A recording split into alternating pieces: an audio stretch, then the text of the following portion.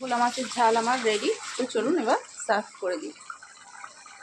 নমস্কার, আমি দেবশ্রী। আমার চ্যানেল কুক উইথ দেবশ্রীতে সকলকে স্বাগত জানিয়ে আজ আবারও একটা রেসিপির সঙ্গে চলে এসেছি। আজ করব ভোলা মাছের ঝাল। জানি অনেকেই করেন, কিন্তু আমি কিভাবে করি সেটা আপনাদের সঙ্গে আজকে শেয়ার করব। ভোলা মাছটাকে খুব ভালো করে ধুয়ে পরিষ্কার করে নিয়েছি আর নুন হলুদ মাখিয়ে ম্যারিনেট করে নিয়েছি। তো চলুন মাছগুলো ভেজে নিই। এখানে মাছ ভাজার জন্য তেলটাও গরম করতে দিয়ে দিয়েছি। তেলটা একটু কড়ার গায়ে লাগিয়ে দিচ্ছি। গরম হয়ে গিয়েছে, এবার মাছগুলো ভেজে নেব। মাছগুলো ভেজে নিই লাল করে। মাছ ভাজা হয়ে গিয়েছে, এবার মাছগুলো সব তুলে নেব। মাছ ভাজা তেলের মধ্যেই দিয়ে দেবো পেঁয়াজ, টমেটো আর কাঁচা লঙ্কা।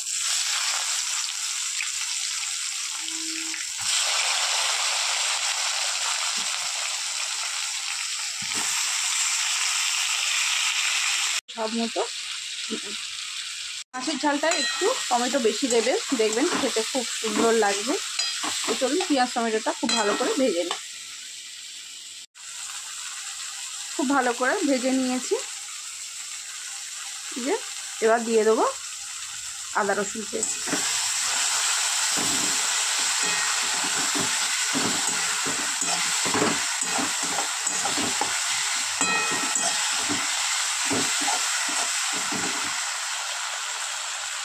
একটু ভেজে নিয়েছি, এবার দিয়ে দেবো লঙ্কা গুঁড়ো। কাঁচা লঙ্কা দিয়েছি, আবার গুঁড়ো লঙ্কাও দিচ্ছি, তাই একটু কিন্তু বুঝে শুনে দিতে হবে।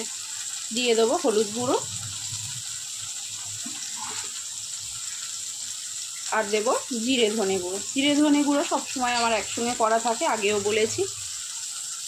এবার এটা আবারও খুব ভালো করে কষিয়ে নেব। তেল ছাড়া অবধি কষিয়ে নেব। খুব ভালো করে কষানো হয়ে গিয়েছে, এবার জল ঢেলে দেবো, কারণ সাইড দিয়ে তেলও ছেড়ে দিয়েছে মশলা থেকে। এবার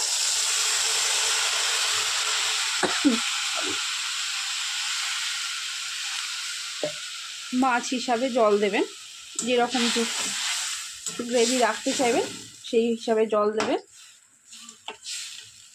আর জল দিতে লাগবে না। তো চলুন ফুটে যাক, আসছে। ভালো করে ফুটে গিয়েছে ঝোলটা। এবার দিয়ে দেবো বেশ কিছুটা ধনেপাতা কুচি। শীতকাল আর ধনেপাতা তরকারিতে দেবেন না, এটা হয়ই না। এর সঙ্গে মাছটাও আমি দিয়ে দেব।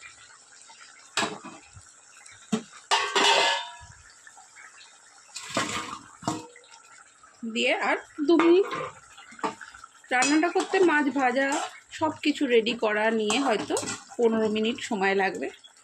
তো চলুন 10 মিনিট পর আবারও আসছি। 2 মিনিট পর। ভোলা মাছের ঝাল আমার রেডি। তো চলুন এবার সার্ভ করে দিই।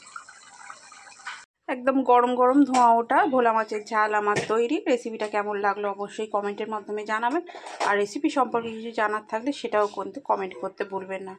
তো চলুন আজকের মতো টাটা, দেখা হবে অন্য কোনো দিন অন্য কোনো রেসিপির সঙ্গে। আর যদি রেসিপি ভালো লাগে লাইক শেয়ার সাবস্ক্রাইব করে পাশে থাকবেন। তো চলুন টাটা।